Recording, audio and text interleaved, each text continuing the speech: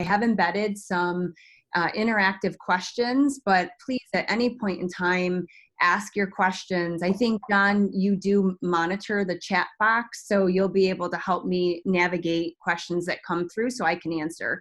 Is that correct? Yes, that's exactly right, Kim. And I want to take a moment to let people know that you'll be sharing quite a few resources today, which we're excited to see, and thank you for doing that. But let people know that they can find those on the Coaching Community of Practice Wiki. Of course, that's on signetwork.org, as well as I'll be sending out a follow-up email after today's meeting and include the attachments in that.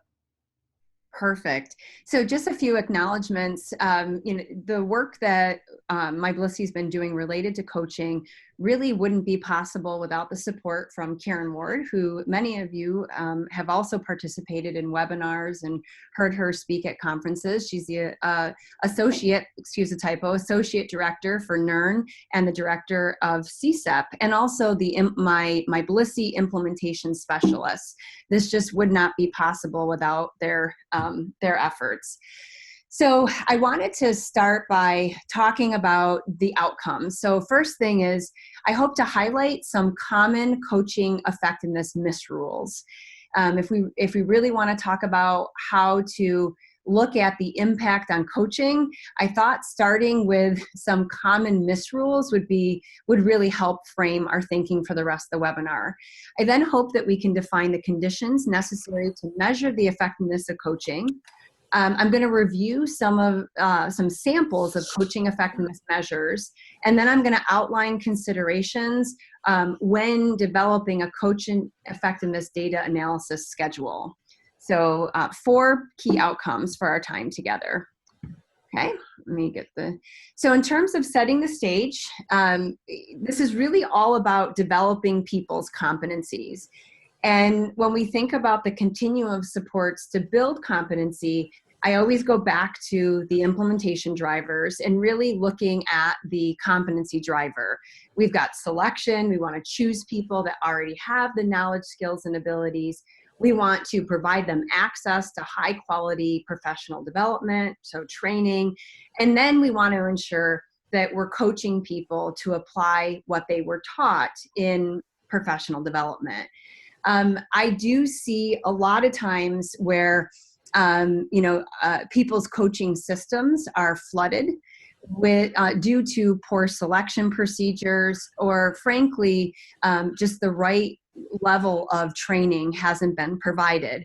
Kind of a long-standing joke that I've had with the folks in my unit, the implementation unit, we kind of laughed and said that as a unit, we've really honed in on our selection procedures. I really believe we've selected the right folks, and we've had a multi-year scope and sequence of professional learning.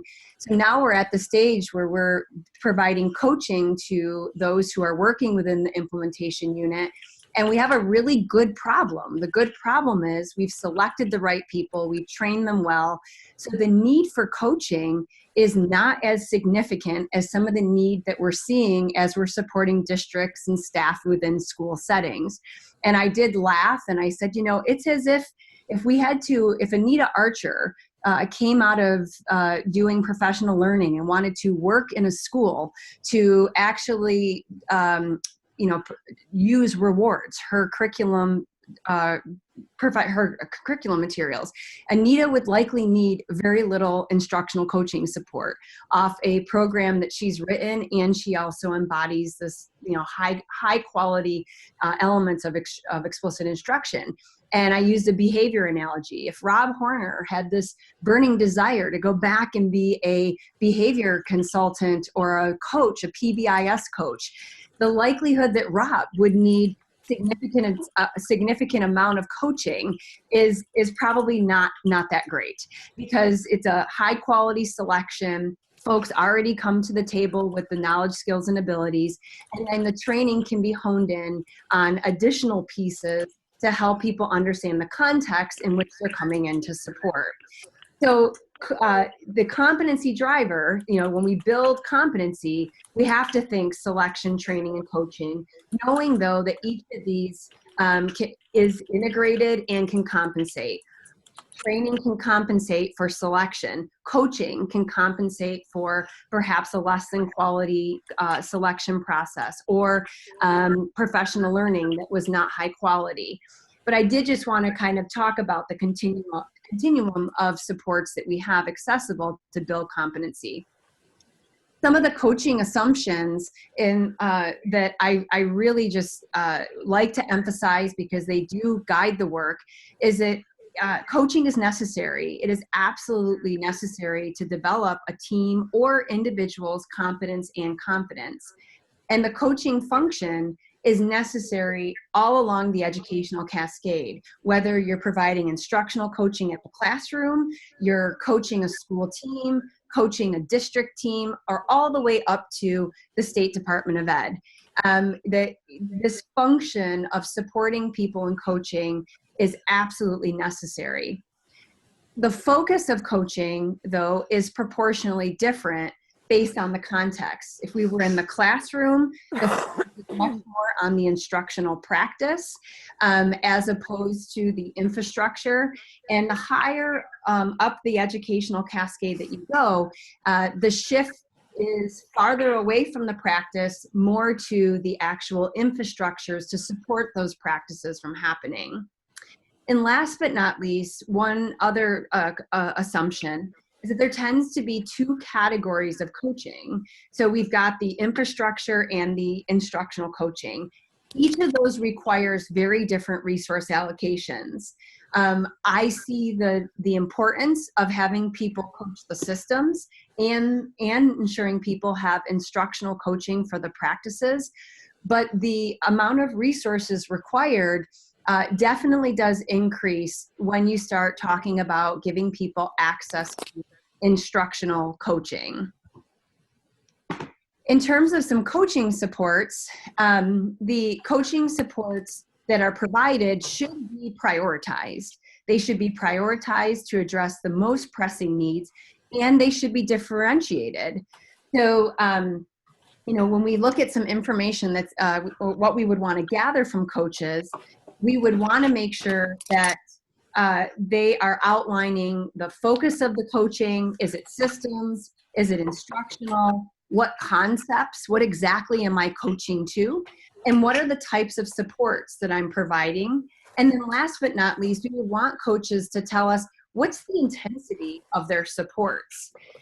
Because those pieces of information, what they're coaching, how they're coaching it, and how intensive of coaching supports are being provided, though that information we can actually use to inform our selection of those who are in coaching, and our training of coaches, and frankly, training of the coaching selection and training of the coaching recipients.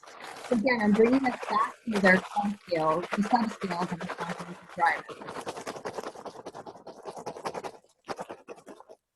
Okay, so the first activity that we have is consider the various coaching assumptions that were outlined on slide 6. And so this coaching assumption that I want you to reflect on, it was the one that said the coaching function is necessary along the educational cascade, whether you're at the classroom or you're up at the State Department of Education.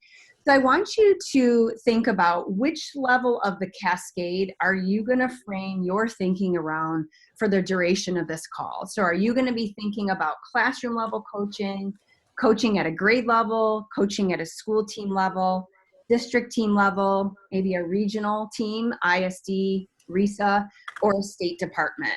So if you wouldn't mind putting that information in the chat box, so that'll help me frame a lot of my examples. That would be appreciated.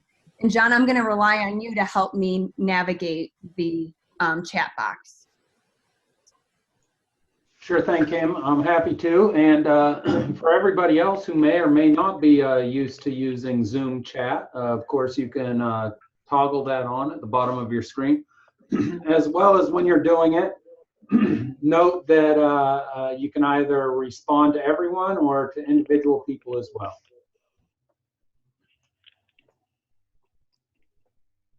So we're getting quite a few responses that say classroom and systems level coaching, Kim. Okay. School, state, and regional district. Okay. Perfect. Great. John, were there any other questions that were coming in before that that I should respond to? No, nothing that I've seen as yet. I did let people know, and I can say it verbally, that feel free to ask questions at any time using the chat. But also know that, Kim, you'll be interacting with people and they can unmute their phones at that point as well. Absolutely. Okay. All right. So moving into coaching misrules. So there are common misrules. They're really, in terms of the work that I found that there's three common misrules that I like to just overtly put out there. The first one is ill-defined coaching concepts that we, as a field, I think whether you're talking classroom or up to the district, regional, state level, we don't necessarily have amongst people who are in positions of coaching, we don't have a common language around what it is that they're coaching to. And then piggybacking off of that is that those coaching concepts are not prioritized. So meaning that if the need is great and there's a need in a variety of areas, where would a coach start first, second, and third? And the last misrule tends to be that there's a singular focus on one type of coaching effectiveness data. So true story, I was just in another state a couple of weeks ago, and I was working with a group of early literacy coaches. And so those folks are coaching to individual practices at the lower level, and they're using the Letters online modules that were designed by Voyager Sopris and written, the work is written by Louisa Moats. And so I, asked the group, I said, okay, think about one particular area of that you're focusing your coaching on. And we landed on phonological awareness. And I said, so individually write down your coaching concepts. What is it that you're coaching to? And I'm not kidding, majority of the people in that room, and there were about 15 people in the room, they were all over the board. What each of them saw as the focus of coaching was very different across the group. And so not only were those concepts ill-defined, but certainly not prioritized. There wasn't any level of agreement on what we would want to focus on first, second, or third. But at the same time, what prompted the conversation was that we were looking at, from a grant reporting perspective, we were looking at the time that those coaches had been spending actually coaching, which was very discrepant. There was a range from 5 hours all the way to 325. Which of course caused a variety of alarm bells to go off about, whoa, what's going on here? Why are some coaching more than others? And so it really helped to reaffirm some of these common misrules. So I'm going to spend a little bit of time going through each of these three misrules as we go along. So related to the first one, ill-defined coaching concepts. So why is this a misrule? Well, it results in a lot of variability in what coaches are spending their time coaching. If there isn't any common understanding around what those big rocks are related to how I should be developing people's knowledge, skills, and abilities, then there's just, it's as if we're shadow boxing. I mean, what one coach does may not be the same as what another coach does. It also causes a over-reliance on what we would consider to be low-intensity coaching supports. So things like prompting or consultation. If a coach is unsure about what exactly he or she should be coaching to, then what we tend to find is that a lot of people resort to prompting teams to go and review X, Y, or Z, or prompting a teacher to start to develop their explicit vocabulary lesson. And I, as a coach, might provide some consultation around how you could develop your lesson. But we would consider those things to be low intensity coaching supports. Not really, those are not two coaching behaviors that are going to allow us to develop knowledge, skills, and abilities as efficiently and effectively as possible. The third reason why ill-defined coaching concepts is a misrule is because it really does, it does tend to lead to faulty conclusions about the value of coaching. If there isn't any common understanding around what is being coached, then, and people are looking at things like just the number of hours spent on coaching, it might cause people to make some decisions around the longevity of coaching or whether it's a good investment of resources, not really understanding that some of the infrastructure to support these coaches to be able to do their job as effectively as possible. If that infrastructure is gone or was never there in the first place, then that in and of itself has caused a lot of the situation. So some of the, just to operationally define what we mean by coaching concepts, I've given some that we've categorized by the stage of implementation. And so I am a big believer that not everyone has the ears to hear at the same time. And especially when you're talking about practice level coaching or instructional coaching. Within our project, we have 2 instructional coaches that are assigned to support middle schools in their use of both content area reading strategies and intervention programs. And not everyone really understands why they need to actually use some of these strategies. So some of the first coaching concepts that coaches target are around developing things like relationships, focusing on promoting the teacher or school team's buy-in and readiness to engage in this work. And you do that really by helping people assess and understand the need of what it is that you're going to be providing coaching in, how it fits within the context of the school or district's goals and priorities. And so truly, like, if any coach were to go in and ignore some of these exploration coaching concepts, it really could turn off the coaching recipient. And so each of these concepts, these 3 bullets that are here, have a very defined set of actions that a coach would take. There are very specific things that a coach does to address the assess need, fit, and context coaching concept. And there's very specific things that they do to promote relationships and to promote buy-in and readiness. So this is just an example of some of the exploration concepts. I gave a couple of other examples. I moved down to an installation example that is instructionally based. So this was the phonemic awareness examples. So individual teachers at the kindergarten, 1st grade level, they participate in the online modules for letters. There are early literacy coaches who take them post online module learning and actually are coaching staff. And this was the group that said, we don't really know exactly what our coaching concepts are. We spent about 45 minutes, and amongst the 15 coaches, this is what they came up with. They were able to then say that of all the things that they learn within this module, we want all teachers to accurately pronounce the 44 phonemes. We want them to administer and score the phonemic awareness assessment. Third, use that data to understand the focus of instruction. And then 4th, we want them to use their phonemic awareness curriculum resources and materials to actually teach phonemic awareness.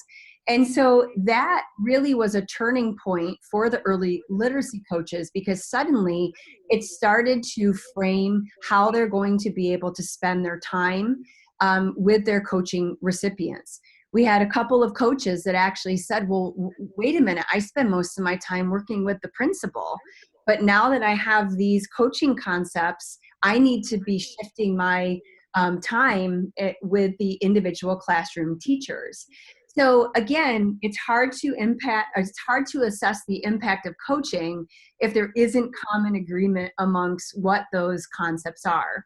So I gave you some exploration adoption coaching concepts, and I've given you some what we would consider installation.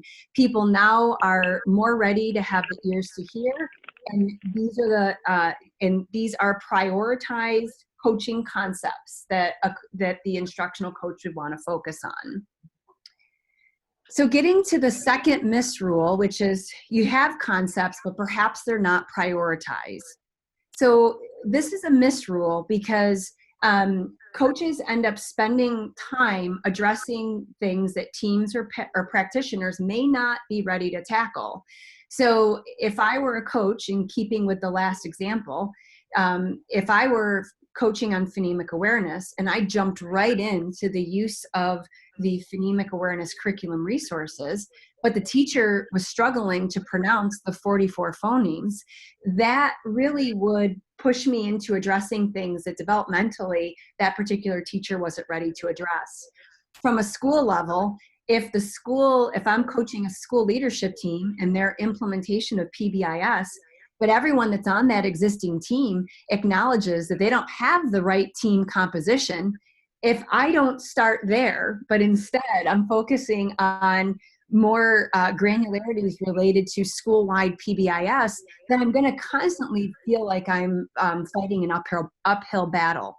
So we want to ensure that these coaching concepts are defined and then they are prioritized.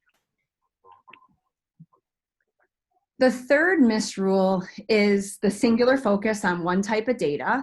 So, in terms of why this is a misrule, well, if we focus on one type of data, it typically results in, faulty or misleading conclusions that really would adversely affect the coaching recipients. So, for example, I could say, with the example that I gave with the state that had 5 hours of coaching contact time to 325, someone could say, okay, this coaching thing is not working, or gosh, this group of coaches that only has 20 hours of contact time, we don't need those coaches any longer.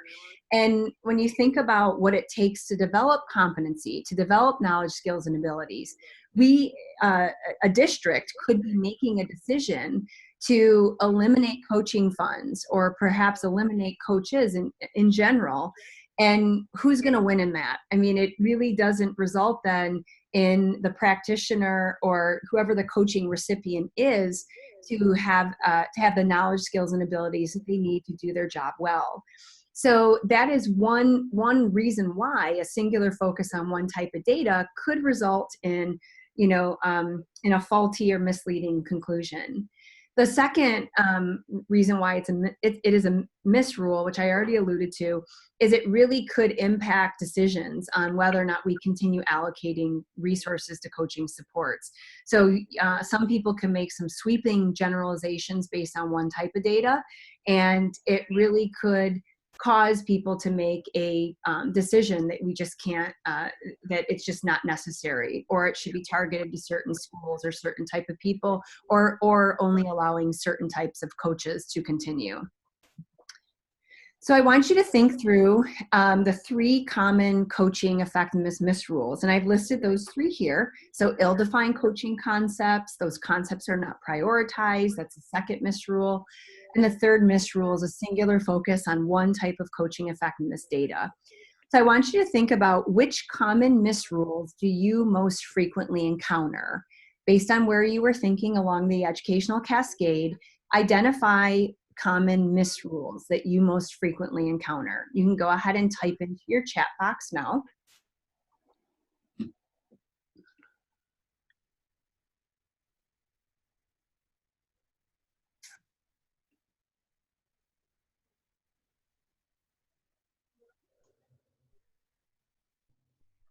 Kim, as people are thinking about that and responding to it, I'll go ahead and let you know that you can go ahead and open your group chat or your Zoom chat box, and that will not show, even though you're sharing your screen. Oh, good to know. Okay. Ah, I can see. Perfect.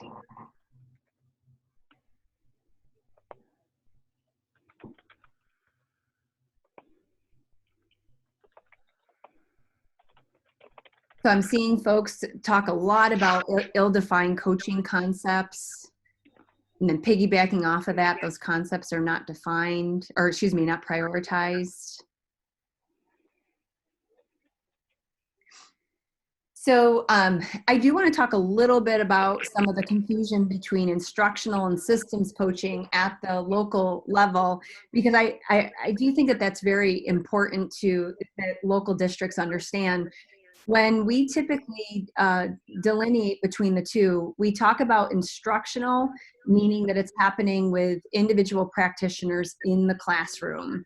When we tend to think about systems coaching, we think about the coaching recipient being a school team, or it could be like a school leadership team, perhaps a grade level team where you are helping the grade level team analyze data, but it's not getting into individual practitioner modeling, co-facilitation of specific instructional strategies or use of curriculum resource materials. Okay, great. Okay, let me just move my chat over here. So, section 3 really does move into measuring coaching effectiveness. And it was important to talk about these MIST rules because if you don't have well-defined concepts and those concepts are not prioritized for your coaches so they know where to focus their energies first, second, and third, then you really are going to struggle to have a good measure of how effective coaching supports are. Okay, so we really look at 6 different types of coaching effectiveness measures. We look at fidelity data, and I know a lot of the initial questions that you had coming into today focused on how do we evaluate the fidelity of coaching. And I absolutely believe that fidelity data is critical.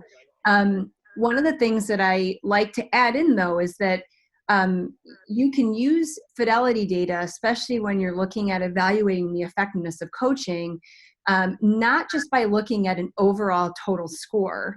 So, but you can also you can have coaches start to evaluate the effectiveness of their supports by looking at increases in subscales of the various fidelity measures or even in particular items. So for example, in the reading tiered fidelity inventory, you can get a total score, but you also can get a score for tier 1. And you can even go down to certain subscales, tier 1 teams, tier 1 implementation, tier 1 resources, tier 1 evaluation. And you can go even more granular. If you think of like a funnel, I'm now into the most narrow part of the funnel. You can look at very specific items that you can align the coaching concept that the coach was focusing on, and then looking at the impact of their coaching supports. So the fidelity data is important. And if you do consider looking at it based on improvements in subscales or even in particular items, that increases the sensitivity to change over time. It is, for some teams, if they're collecting fidelity data once a year, some of the things that you're working on, if you're just looking at a global total score, that may not be the most sensitive measure to help a coach determine how effective the supports he or she was providing really were. So we would want to look at some things that perhaps are a little bit more granular. We'd also want to look at product reviews, and not just a product itself that was created, but something that also includes evidence of use, a coaching log, and I have examples of these, which I'm going to share shortly. We also want to look at coaching service delivery plan adherence data. I have an example to show you as well. Last but not least, we do want to look at student outcome data. I have a couple of caveats to student outcome data though, and which I'm going to get into in a few slides. And finally, coaching satisfaction survey data. So we do want to hear from coaching recipients. Do they believe Are they satisfied with the coaching supports? Do they believe that the supports that they've been provided is in fact making a difference? So we've got 6 different types of coaching effectiveness measures. So the caveat with coaching effectiveness measures is, well, choose more than one. Don't put all your eggs in one basket. You would also want to emphasize some effectiveness measures over others. I'm going to be very honest. We tend to view coaching satisfaction survey data as one piece of data, but I've seen a lot of situations where you have the coaching recipients are resistant to some of the supports instructional coaches are providing. And so their coaching satisfaction survey is not a very accurate portrayal of the quality of supports. Some of that exploration work that really needed to be done, frankly, by district and school level leadership wasn't done. And you've got a coach coming in who's helping teachers use a strategy or curriculum resource material, and it's not going well. Because their level of receptivity is just not that high. So if we were to emphasize something like coaching satisfaction survey data, you might walk away with some faulty conclusions. But the opposite could be true though too. I've seen cases where relationships are very strong between coach and coaching recipient. And so the coaching satisfaction survey data is extremely high. But when you look at improvements in fidelity data, you try to look at products, do a product review, and those things don't exist. So again, it creates a little bit of a mismatch. So we do want to choose more than one, emphasize some effectiveness measures over others, and the analysis of these coaching effectiveness measures would occur at different points across the school year. You wouldn't necessarily look at all 6 in one setting. In terms of the information that you gain from the various coaching effectiveness measures, for fidelity data, that will talk to you about the adult behavior, or excuse me, that will tell you that which adult behaviors are changing. And we do know that you have to, you're going to see a change in behaviors before we start to see an impact in student outcome. And we see that a lot. We see that a lot with the implementation of PBIS. We see that a lot with the implementation of the reading components within an MTSS framework. There are changes in staff behavior that are really starting to take hold. But in terms of seeing the impact on a reduction of office discipline referrals, to see the impact on those things, there would be a lag of time. The fidelity data also tells you if the coaching actions are in fact aligned to the effective innovation. And when we talk about effective innovations, that's really another word for practices, programs, assessments. So PBIS it could be considered an effective innovation. The reading components of a multi-tiered system of support could be considered an effective innovation. You can even go to the implementation of a reading program or a math program as an effective innovation. In terms of information you gain from a product review gives you tangible evidence that allows the coach to determine the coaching recipient's level of understanding and impact on outcomes. Now, the impact on outcomes, it depends on where you're coaching along the educational cascade. So the instructional coaches that I work with at the secondary level, they were coaching teachers in the use of text summarization using writing frames. A product review that they were looking at with teachers was the students' summaries. Students created summaries using the writing frames, and they were together looking to see if the summaries included accurate information. So in that case, when you're talking about a product review that is close down at the classroom level, it is easier to see if it's having an impact on the outcomes. When you go along higher up the educational cascade, like at the district level, we have districts that are creating a review and selection procedure for effective innovations. It may be hard to look at that product that they've created to determine now if it's going to have an impact on student outcomes. In terms of information that you would gain from the coaching log, a coaching log, if designed well, should tell you where the focus of coaching is, who the recipients are. It should also identify what coaching supports are used. You see on this slide, I have some examples that I've given you, and what you see here are the range of options that the implementation specialists within my unit have to choose from. So they can select modeling, co-facilitation. We've intentionally added in fluency building because that really is the goal. We want to build people's fluency so we can fade our coaching supports. But things like observation, assistance with adaptation to local context, product review, prompting. So a good coaching log would be able to have the coaches identify what supports they're providing. And even that one data source could be analyzed and aggregated across coaches to help prompt some potential refinements to the coaching system. A coaching log should also identify the type of contact. Was it in person? Was it via email? Because my coaches, the implementation specialists, are spread all across the state, and we coach districts that could be 2, 3, 4 hours away. All of our coaching supports can't necessarily be done face-to-face. So identifying the type of contact is also an important piece as well. The contact time, the number of minutes or hours, the successes that the coach is having, and the barriers. So I'm going to show you an example of that in the next section.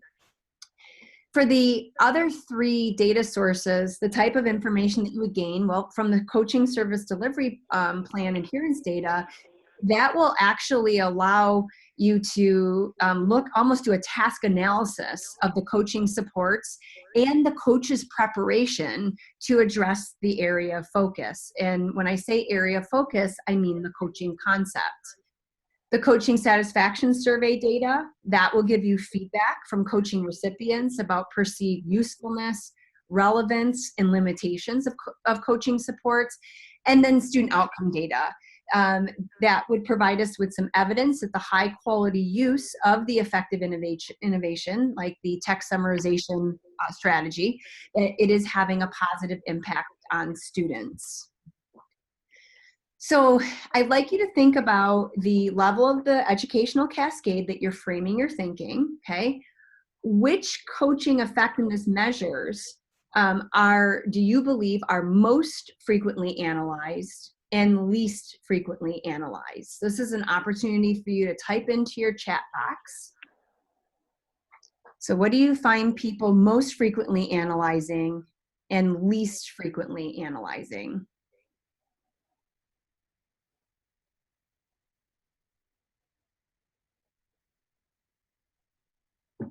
And I see one of the questions around who has access to the coaching log. I'm going to talk about that in the next section for sure.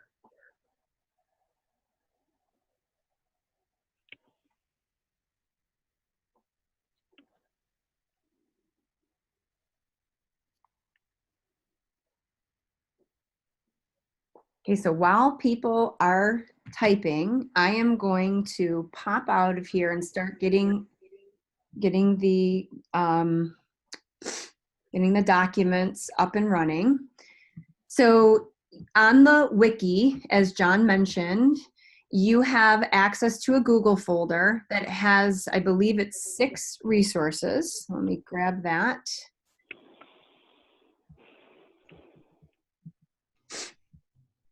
And Kim, to be clear, it's not direct access to your Google folder, rather it's each of the individual documents uploaded. Oh, thanks, John. Sure.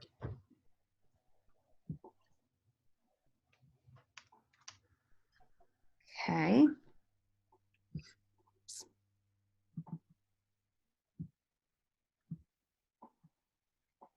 Okay, so I'm seeing things like survey data is frequently analyzed, coaching log is analyzed but not frequently enough. Evidence of the innovation is least analyzed.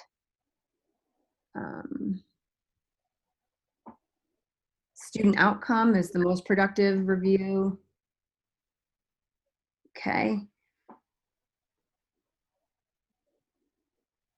Okay, this is great.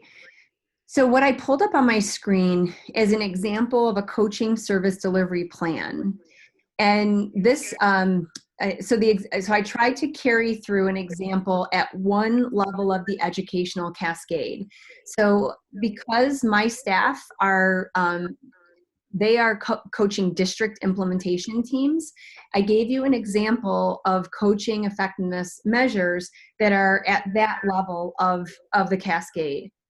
So this coaching service delivery plan that you see here, this is for a district to coach a district implementation team, and it is aligned with the district capacity assessment.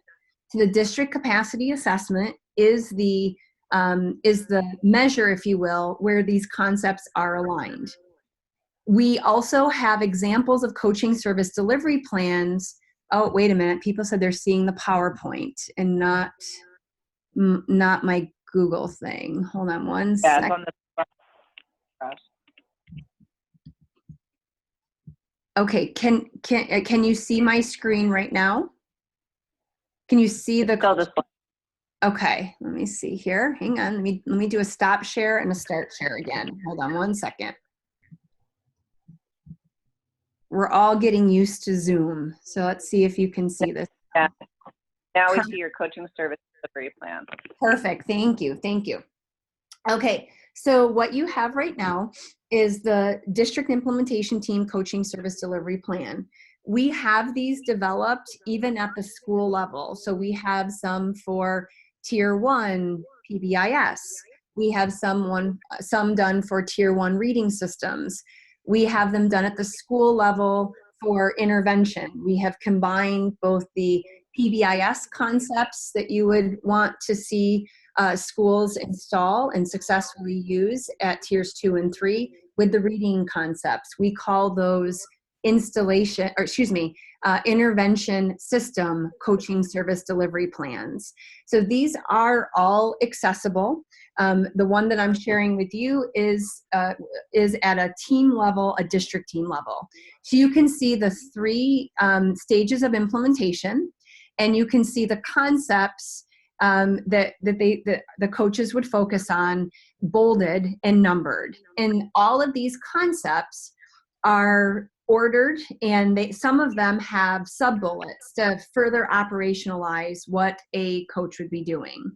So related to installation, the implementation specialists are developing that district implementation team. They're building that team's fluency related to an integrated reading and behavior MTSS model. They're focusing on helping the district team develop a communication protocol and use that communication protocol. The 4th concept, barrier removal process, going down to district coaching system. So we're helping them develop a coaching system so all school staff can have efficient, effective, and equitable access to school level coaching supports. Effective innovation alignment, effective innovation selection processes, et cetera, et cetera.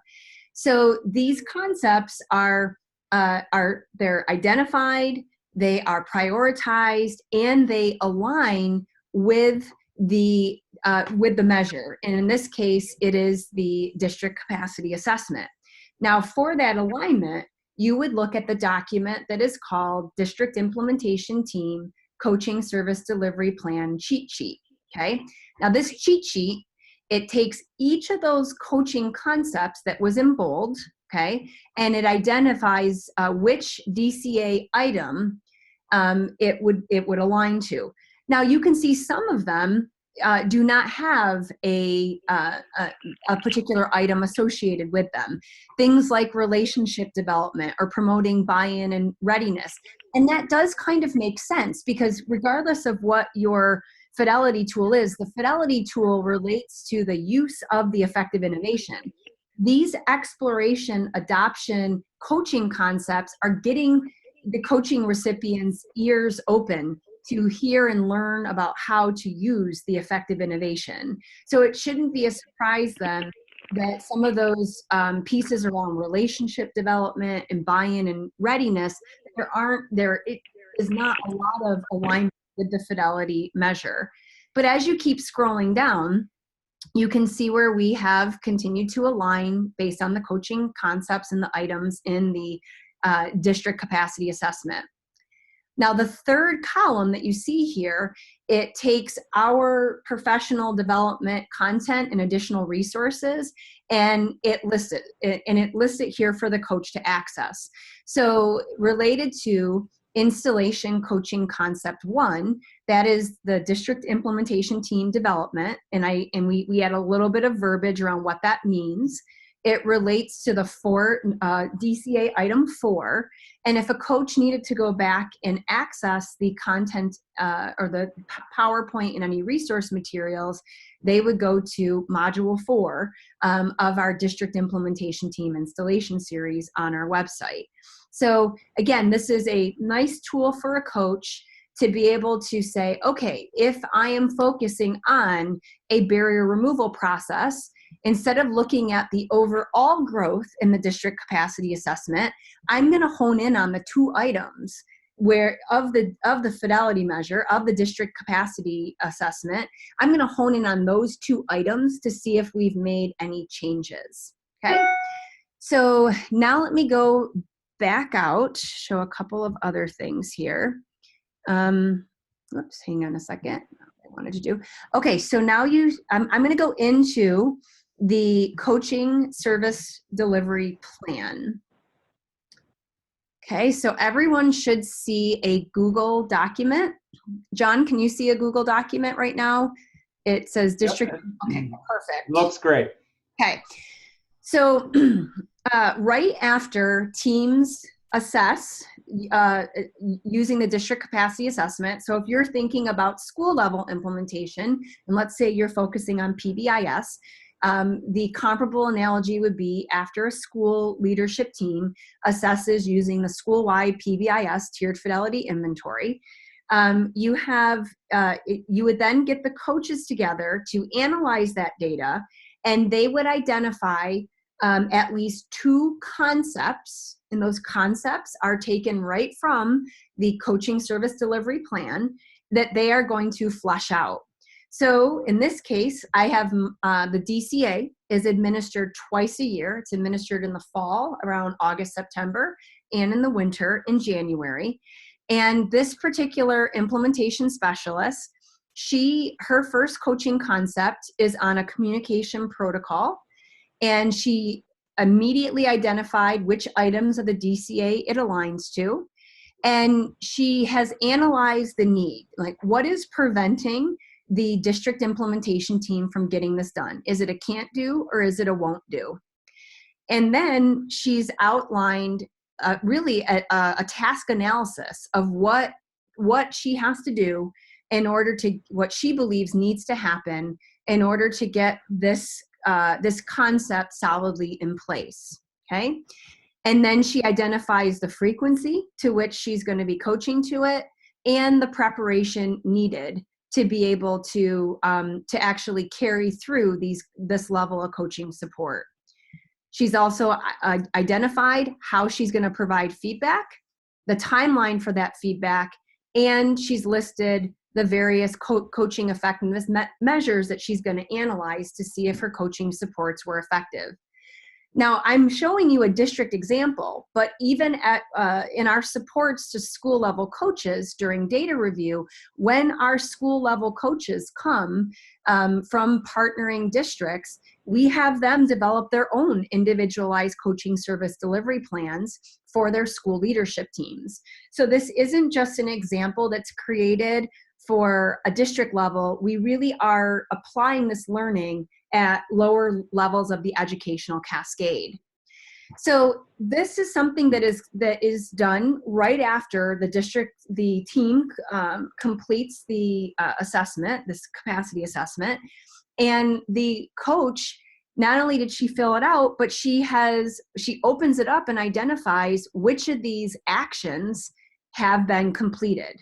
So it's her way to monitor progress on the extent to which she has followed through on her particular plan. Okay, so that's just another example. Then, now for the coaching log. I promised you I'd show you the coaching log. Okay, so this is one coach's example. So the first question that came up was, who sees these? So my unit sees these. I only pulled Carrie Ann's example. This is not something that is shared per se with the coaching recipients.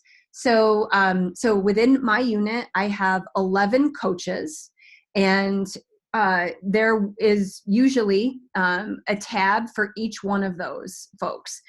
Each coach goes in and updates their own coaching log. And then when we analyze the data, coaches do it individually, and then they actually aggregate as a unit. We aggregate the data to look at common themes. Are there common successes? Are there common barriers? Are we having to spend a lot of time on one particular coaching concept compared to others? So for example, if teaching people how to do an effective innovation, an EI alignment process, an effective innovation alignment process, if that seems to be the concept that's rising to the top, that coaches are saying, we are just struggling to get people to not only develop it, but actually use it, that speaks to the supports that we're providing in training of the district teams. And it also tells me that we need more examples. We need to ramp up our support to create more concrete examples so that districts then can think about how to adapt the example given their local context. So this is Carrie Ann's, and this is the same person whose coaching service delivery plan that we saw. And she identifies the time in minutes, who the coach, I de-identified what her district name was. She identifies the recipient. And if you scroll all the way over, she has outlined successes based on that particular coaching interaction. And she identifies barriers as well. And so again, these pieces are analyzed as we move across the year. And in the next section, where I'm going to end, is giving you some considerations for how frequently you would want to analyze coaching log data. The last thing I wanted to show you was, this is a blank copy of a coaching feedback survey. So this month we actually send this out to coaching recipients 2 times a year, once in the fall, once in the spring. And I provided you with a blank copy of what our satisfaction survey looks like. There are specific questions to certain individuals who perform key roles. So you see this word liaison role. If you are familiar with the district capacity assessment, the executive leader, the DCA item that focuses on executive leadership, we call that person a liaison, meaning they sit on the cabinet or the executive leadership team at the district level, but they also have one foot overseeing the role of the district. So we do have some additional questions for people specific to their role. So this is just another piece of data. Okay, so let me go back into the PowerPoint. Let me stop sharing and start sharing again so we can make sure you can see my screen. Okay. So John, can you see my PowerPoint now? Yes, that looks good. Perfect. Okay, so so you've seen some examples of coaching effectiveness measures. So now I just wanted to kind of end this piece around, when should we be analyzing the data? So here are some considerations. So fidelity data should be analyzed after the data collection. So because the district capacity assessment is analyzed, or excuse me, is collected twice a year, we analyze that data twice a year. Within our state, we do actually, we have moved to having people collect school-wide PBIS tiered fidelity inventory more frequently as opposed to once per year, so that there is an opportunity to do some progress monitoring. And so after it's analyzed, or after it's collected, it should be analyzed. The coaching service delivery plans should be developed after the fidelity data are collected and then adjusted 3 times a year. So in Carrie Ann's example, she developed it with the district in the fall, and then over time, she adjusted it because if there were some authentic barriers that were getting in the way of her being able to provide those coaching supports, she needed to make some adjustments around her timelines, had to reprioritize some things. So I do believe that coaching service delivery plans should be developed and then at least monitored and if needed, adjusted 3 times a year. Coaching logs, we summarize those 2 to 3 times a year, and we aggregate that data across the entire unit to determine strengths and needs of our overall coaching supports. Coaching satisfaction survey data should also be collected twice a year. So what I provided you with is in that Google folder, which you have available to you, it's called the Implementation Unit Data Analysis Guide. That document we use throughout the year, and again, depending on the time of year, certain questions are more relevant than others, but you can actually see the types of questions that we ask both individually from a coaching perspective. I have my coaches who are coaching DITs analyze their own data individually, and then we analyze it, we aggregate the data across the unit. And so you can actually see what we're asking. You'll have questions in there related to the district capacity assessment. If you're coaching to a regional team or an ISD RESA, you'll have items specific to the regional capacity assessment. You'll have pieces specific to coaching logs and coaching satisfaction survey data as well. One time per year, we this past year did a gallery walk of the products. And so in the fall, we had coaches gather their various products for like communication plan, barrier removal process. And I had coaches working together in teams, and they would analyze the product against the 2-point column of the particular items on the district capacity assessment. And they practiced one of their coaching foundational skills of giving conceptual feedback, where they would identify strengths and needs of the product. So that is something that we are going to ramp up. We'll probably do it 2 times per year next year. But we wanted to have a repository of products, and we wanted to ensure, as the leader, wanted to ensure that the coaches could identify both, strengths and areas of need in the various products, and then practice how they would give feedback verbally and in writing. So we would do some role plays with various, within the implementation unit. So the final piece is really, thinking about one action. I've given you a lot of information, probably more than you perhaps even wanted around coaching effectiveness. But I'd like you to think of one action that you're considering taking following this webinar related to measuring coaching effectiveness. And just a reminder, I listed the 3 main topics that we addressed. So feel free to type things into the chat box. And John, can you remind folks how to access the document? So everything that was in the Google folder, you put up on the wiki, correct? That is correct, Kim, and I'm happy to guide people through it. However, probably the most effective way is I've got an email set up in the background here that will be sent out as soon as you finish. And attached to that email is the documents that you're referencing. So they'll have those coming in via email and also a link to access them on signetwork.org. Perfect. And I can also point out, Kim, that we're a couple minutes over time, so people may be leaving, but I will let you and the people joining know that this is being recorded, and that will be accessible on the signetwork.org wiki also. Perfect.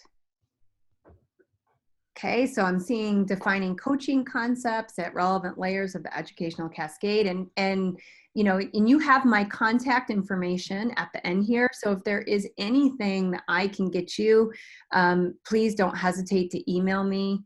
Let's see, I do have information also on related to working on coaching service delivery plans. You know, with a lot of these things, including a coaching log, people tend to view them as, at least at first, some tend to view them as compliance driven. And I'm a big believer, unless we're analyzing the data on a regular basis, it is going to be viewed as compliance. So the coaching log, the coaching service delivery plans, that is why we are analyzing those. It's one of the reasons why we're analyzing those a couple times a year, because they're relevant pieces of information. And I don't want people just thinking that it's about checking a box and saying that it's for compliance. All right, Kim, thank you so much for spending time with us today and for creating such a comprehensive presentation, which again, we'll be unpacking for the next year, I'm sure. That is just fantastic information and resources. We appreciate you. I can tell how much people learned today and how many questions you've left them with about how to move forward with at least one piece of your presentation. So thank you so much. Thank you for all the participants on. Yep. Thanks, Okay. guys. Have a great afternoon. Yeah, thank you. Have a great afternoon. Thanks. Bye. Bye.